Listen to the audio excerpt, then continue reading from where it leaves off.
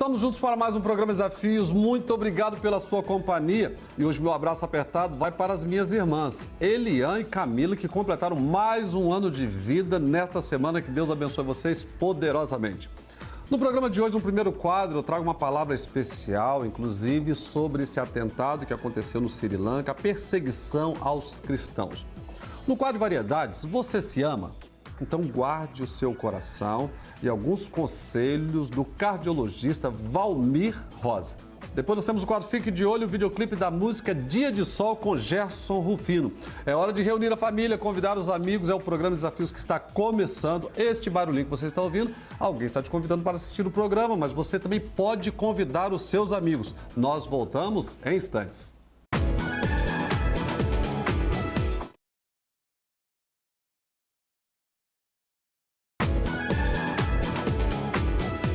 Todos nós acompanhamos a grande tragédia que aconteceu no Sri Lanka no domingo de Páscoa e as informações, até o momento dessa gravação, 321 pessoas morreram.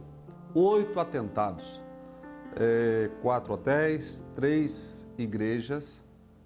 Mas vem uma pergunta: por que num país na sua maioria são budistas, foram matar os cristãos? E não é somente no Sri Lanka, um país da Ásia, vários países da África, como a Nigéria. E quando nós vamos pesquisar, nós vemos que tem muita perseguição contra os cristãos. No próprio Brasil, nosso país, nós já sofremos, e em algumas regiões ainda temos problemas com preconceito, com discriminação, porque são cristãos, porque são chamados de evangélicos, os do caminho, os da Bíblia. Mas por que isso? Por que os cristãos? Vale a pena a gente refletir. E eu quero dividir com você porque todos nós, em diversas nações, quase todo mundo comemora a Páscoa. Uma das festas mais antigas do mundo, uma festa milenar. Deus deu o grande livramento lá no Egito para o povo de Israel. E por isso eles celebram, porque o anjo destruidor, segundo a própria palavra de Deus, lá no livro de Êxodo, você vai acompanhar no capítulo 12, você vai ver que Deus enviou o anjo, mas ele disse que o povo de Israel não ia sofrer nenhum dano. E não sofreu mesmo. Nenhum dos seus filhos padeceram, morreram, nem o primogênito dos animais. Deus é aquele que cumpre a palavra dele, a promessa dele se faz verdade para aquele que nele crê. E por esse grande livramento e outros que Deus deu ao povo de Israel, eles celebram a Páscoa até hoje. Mas essa festa foi se estendendo para o mundo todo e nós aqui no Brasil também a celebramos. E aí eu quero dividir com você algumas coisas assim que a palavra de Deus nos ensina. E a gente sabe que essa questão da perseguição aos cristãos ou ao povo de Deus é uma coisa antiga. No livro de Marcos, capítulo 14, você vai ver que 2 dias antes da festa da Páscoa, Jesus estava na casa de Simão, o leproso, e uma mulher entrou e derramou um perfume caríssimo, ungindo Jesus. Um perfume que, naqueles dias, o valor agregado era equivalente a 300 dias de um trabalhador braçal. Você imagina bem, um perfume que custa o valor de 300 dias de um trabalhador? Mas aquela mulher, ela foi criticada, e severamente, porque ela ungiu Jesus. E muitos falaram, mas por que esse desperdício? Por que não poderia ter vendido esse perfume e ter dado o dinheiro aos pobres? Aí eu quero aqui trazer uma reflexão para você. Por que muitas vezes a gente quer fazer as coisas para Deus e outros que não fazem criticam a gente? Então não permita que alguém venha intimidar você, que gosta de trabalhar para Deus, que gosta de fazer para Deus, e você está fazendo com o seu dinheiro. Não permita que o outro venha intimidar você não pode permitir isso. O dinheiro era daquela mulher, o perfume foi ela que trouxe, foi ela quem deu, foi ela quem quebrou e ungiu Jesus. Mas muitas vezes é assim que acontece, aquelas pessoas que querem fazer algo relevante para Deus são criticadas. E lá nos dias, Marcos capítulo 14, Aquela mulher teve um nome registrado na história e até hoje, muitos pregam por causa daquela atitude, daquela doação, de algo exponencial que aquela mulher fez por Jesus. Mas quando a gente continua lendo a palavra de Deus, no mesmo capítulo 14 de Marcos, nós sabemos que essa festa da Páscoa, um cordeiro era morto para celebrar, porque se reporta lá ao passado, porque o sangue do cordeiro que foi passado nas portas, aonde tinha a marca do sangue, o anjo destruidor, ele não vinha para poder trazer o dano ou a morte àquela família. E assim nos nossos dias, se você crê no poder do sangue de Jesus, que é o Cordeiro de Deus, o livramento também vem sobre a sua vida. Mas para isso você precisa entregar o seu coração e legalizar sobre não somente você, sua família e tudo aquilo que você coloca às mãos, as bênçãos de Deus. E eu sou encantado com a palavra de Deus, eu amo a Bíblia, eu gosto de ler, porque muitas vezes a palavra ela nos confronta. E sempre quando confrontados, a gente, faz a gente pensar. E muitas vezes nós mudamos de direção, porque a palavra de Deus, ela nos exorta. E foi nesse mesmo capítulo que Jesus falou para Pedro que ele iria negá-lo. Jesus falou, antes que o galo cante, Pedro, você vai me negar 3 vezes. Aqui nós aprendemos sobre a vulnerabilidade do ser humano. Como nós somos vulneráveis. Como nós estamos sujeitos a errar. Pedro era como eu e você. Nós somos imperfeitos. E muitas vezes a gente quer fazer o bem, mas Paulo diz, o bem que eu quero fazer, esse eu não faço. Mas o mal que eu não quero, esse eu faço. Então, aquele que pensa estar em pé, cuide para que não caia. Pedro pensou, achou que ele iria conseguir ser fiel e honrar a palavra dele com o seu mestre. Mas depois chorou amargamente quando a palavra de Jesus se cumpriu. E olha, tudo que Jesus falou, acontece. Tudo que Jesus disse que vai acontecer e está por acontecer, você pode esperar, porque você vai testemunhar, inclusive, a volta dele. Mas eu continuo ainda pensando no capítulo 14 de Marcos. Jesus se reúne com os seus 12. E em volta da mesa, Jesus diz assim, olha, um de vocês que está comigo aqui à mesa é o traidor. É o traidor. Você já pensou que coisa esquisita? Numa reunião tão íntima, com 13 pessoas, porque é Jesus mais os 12 apóstolos, e um deles era o traidor. Também eu gosto de pensar sobre este momento, porque eu vejo que dos 12, somente um foi o traidor.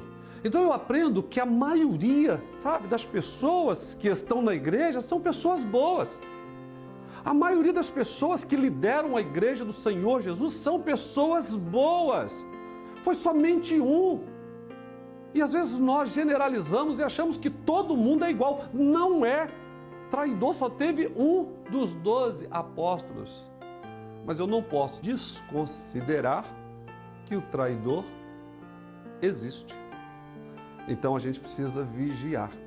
A gente precisa pensar sobre isso. Jesus falou, vigiai e orai. O que é isso? É orar de olhos abertos.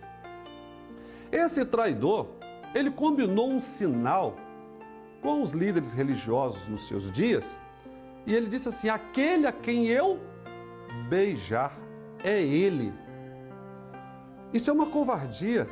Ele pegou um dos símbolos mais puros, que é o beijo. E ele disse, aquele a quem eu beijar. E diz a palavra de Deus, você vai ver lá no capítulo 15 de Marcos, que Judas chegou perto de Jesus e falou assim, mestre, e o beijou. O que eu aprendo com isso? Cuidado com aqueles que são doces demais. Cuidado com açúcares. A gente precisa vigiar. Mestre, e o beijou. É aquele que está perto. O diabo não usa quem está do outro lado da rua. Por isso precisamos vigiar. Quantas coisas boas a gente aprende com a palavra de Deus, com a palavra do Cristo. Mas a Bíblia diz assim, ai daquele que trai o Filho de Deus, o Filho do homem. O princípio da sabedoria, segundo Salomão, é o temor a Deus. E, infelizmente, muitas pessoas perderam, não é que estão perdendo, não, já perderam.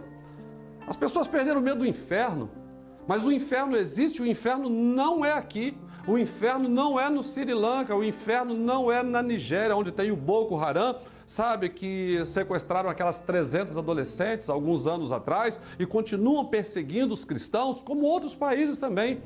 Mas a gente precisa, sabe, entender que o mal existe e a gente não pode brincar. E conhecereis a verdade, e a verdade vos libertará. Jesus falou, João 8,32. Então, nessa breve palavra de reflexão, quantas coisas boas a gente aprendeu agora aqui.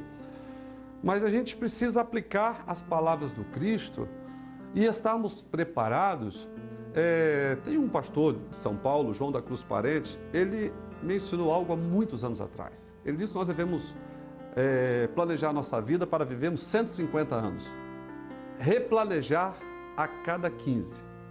Mas vivermos como se Jesus fosse voltar hoje. Você está preparado para a volta de Jesus? Ele está voltando. E Ele quer levar você. Já está tudo pronto, já está tudo preparado, mas a gente precisa fazer a nossa parte. E essa palavra é apenas uma reflexão, um despertamento, porque as perseguições, elas existem e simplesmente pelo fato de eu e você sermos cristãos.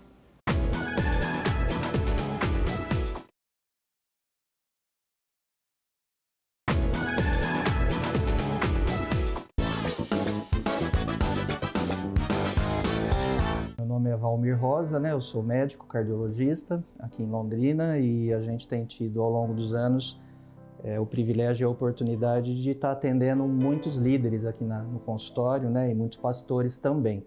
Pensando nessa questão em que circunstâncias esses líderes têm nos procurado, são as mais diferentes circunstâncias, mas a maioria deles vem para fazer um check-up de coração, quando não, já com alguns problemas instalados. E infelizmente dentro do meio evangélico e falando especialmente para a liderança e pastores, esses pastores têm chegado aqui numa situação bastante complicada, a maioria deles com problemas sérios na parte do coração, hipertensos, diabéticos, a grande maioria desses pastores obesos, sem fazer nenhum tipo de atividade física, sedentários, estressados. Aliás, o estresse hoje é uma das questões mais sérias que tem, não só na população geral, mas também no meio pastoral. E eu creio que essa demanda e essas questões que existem muito hoje da igreja ser muito grande, com muitos membros e o poder, ou então as circunstâncias que essa igreja desenvolve, essa maneira de entender que uma igreja forte é uma igreja muito lotada de pessoas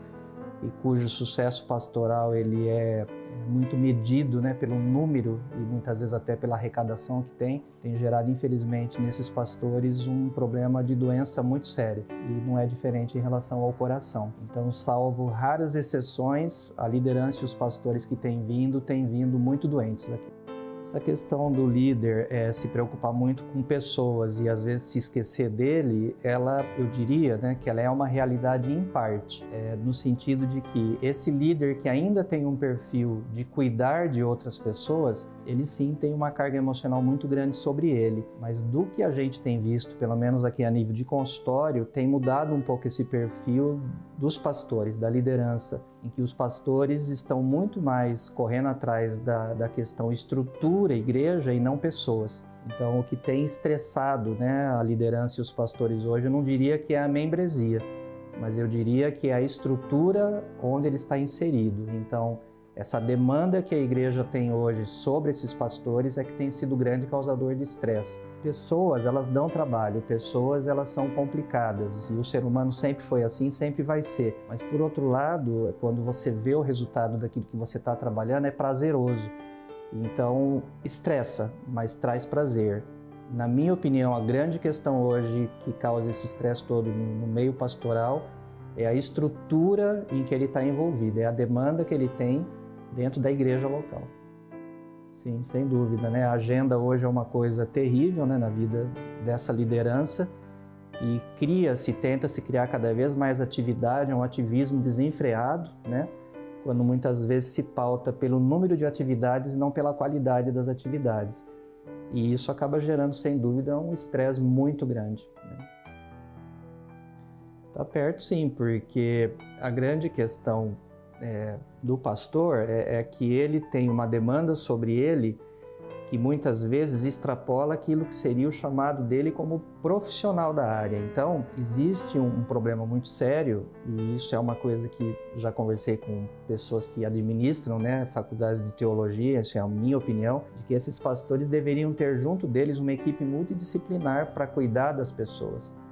Não adianta nada o pastor querer trabalhar como um psicólogo com um membro da sua igreja, então um aconselhamento, às vezes de problemas muito sérios, quando ele não tem estrutura emocional para isso. Ele é pastor, ele é chamado para ensinar, para cuidar, para pastorear, para liderar. Então, há pastores que às vezes se envolvem em demandas emocionais, ele não tem preparo para aquilo, mas ao mesmo tempo ele também não tem ninguém, ou então ele não encaminha para um especialista. Há muitos líderes que misturam muito as coisas, não conseguem discernir até onde são questões relacionadas às coisas espirituais e questões físicas. Isso é uma coisa muito séria, porque vem muita gente aqui, não somente pastores, mas muitos crentes fazer consulta com a gente, que vem com um peso da religiosidade muito grande sobre ele, quando essa pessoa, por exemplo, tem um distúrbio endocrinológico. Então, a questão daquela pessoa não é um demônio que está sobre ela, mas é um problema físico. E quando esses pastores, esses líderes começam a ter questões relacionadas a esse meio todo, muitas vezes eles surtam, eles piram. Mas o que eu vejo nessa questão específica de suicídio hoje é que o mundo de hoje é um mundo muito competitivo e as igrejas hoje, de maneira geral, não estão diferentes. A competição que existe entre as igrejas é muito grande e muitos pastores que começam a ser cobrados para que a sua igreja cresça, aconteça e faça, ele muitas vezes não tem estrutura pessoal, não tem uma estrutura formada e às vezes tem antecedentes na família até para suicídio. Existe uma tese de doutorado de uma amiga nossa aqui de Londrina, que é uma psiquiatra, que mostra que essas questões de suicídio têm até uma questão genética envolvida. Então, há pessoas, há pastores que têm isso como história na família. E quando vem sobre ele uma carga muito grande, uma demanda muito grande de ter, de fazer, de acontecer, e a coisa não caminha nesse sentido, muitas vezes ele surta. E agora não é incomum virem aqui pastores depressivos, pastores ansiosos ao extremo. A gente vê de tudo, né? Infelizmente. Então, por exemplo, há pastores que a gente conversa sobre essa questão de depressão e de acordo com a teologia que ele tem, com a maneira que ele acredita, ele não entende que essa depressão tem que ser tratada. Ele imagina que isso é uma questão espiritual. Então, é muito complicado isso. A gente tem que desmistificar um pouco isso e quebrar alguns paradigmas de ver que muitas vezes essa pessoa que está aqui, esse pastor que está aqui, além de tudo, ele é uma pessoa, ele precisa de tratamento, mas ele tem que entender e aceitar isso. E infelizmente, no meio evangélico tem muita gente que foi ensinada de uma maneira diferente. Já aconteceu com a gente aqui, nenhuma nem duas vezes, mas mais do que isso, de virem aqui esposas de pastores, filhos de pastores, conversar com a gente para uma série de diagnósticos e no final pedir para a gente não falar de jeito nenhum para o marido ou para o pai que ele ou ela esteve aqui porque aquele determinado pastor ele não aceita de jeito nenhum que exista uma questão como aquela na esposa ou no filho, né? Porque tudo se resolve com uma oração. Então, às vezes nem tudo é assim. A gente tem visto muitas coisas maravilhosas da parte de Deus, mas tem muitas coisas que é nossa obrigação. E se Deus pudesse reencarnar hoje aqui, eu tenho certeza que Ele falaria para muitos, olha, eu não tenho nada a ver com isso, você se vira. E muitos pastores não entendem isso, que eles têm que fazer a parte deles também. E esquecem, né? Então eles vêm aqui do jeito que eu estou dizendo, né? Obesos, hipertensos, diabéticos, sedentários, mega estressados, né? Isso gera uma qualidade de vida muito ruim. O conselho que a gente tem dito, em primeiro lugar, é determinar as prioridades, né? Não adianta ficar correndo atrás do rabo, como a gente fala, né? E para os pastores não é diferente, né? Existe um padrão bíblico até, né? Para que você possa ter as suas prioridades da maneira correta. E muitas vezes esses pastores, esses líderes têm esquecido de que o trabalho dele dentro da igreja, na verdade, não é o objetivo número 1 da vida dele. Ele tem outras prioridades, né? E sabem disso muito mais do que a gente, né? Porque são teólogos, sabem na teoria, não na prática. Então, assim, priorize corretamente as coisas, valorize mais a família, valorize mais um tempo livre, valorize mais uma atividade física de rotina. Dá para contar nos dedos aqui os pastores que vêm que são realmente fiéis a uma boa atividade física, a uma alimentação balanceada. Isso é raridade hoje, né? Há pouco tempo atrás a gente teve a experiência de falar em um grande congresso de pastores e a gente fez uma experiência lá. A gente levou material para coletar daqueles pastores nos intervalos das palestras testes de glicemia, testes de colesterol e aferir a pressão arterial. Eu posso dizer para vocês que mais de 90% dos pastores que estavam ali, a grande maioria, hipertenso, diabético, hipercolesterolêmico, obeso, sedentário e absurdamente estressados. Então, assim, a gente tem visto, infelizmente, grandes líderes, grandes pastores, homens de Deus que teriam uma perspectiva no ministério muito grande, para grandes conquistas, terem o seu ministério abortado quanto ao tempo por não se cuidarem. Então, pastores estão morrendo hoje por essas questões e morreram antes da hora. E a gente tem tido várias experiências aqui, infelizmente.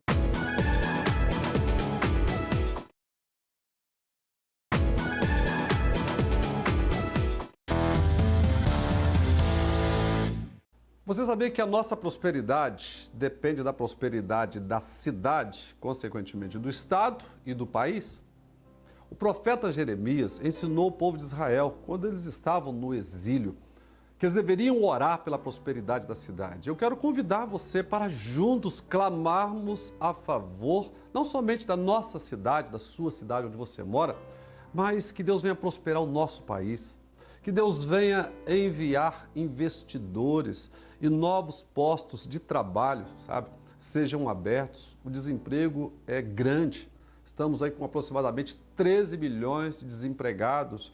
Falta dignidade para as pessoas. E eu estou feliz porque eu vejo que Deus está ouvindo as nossas orações.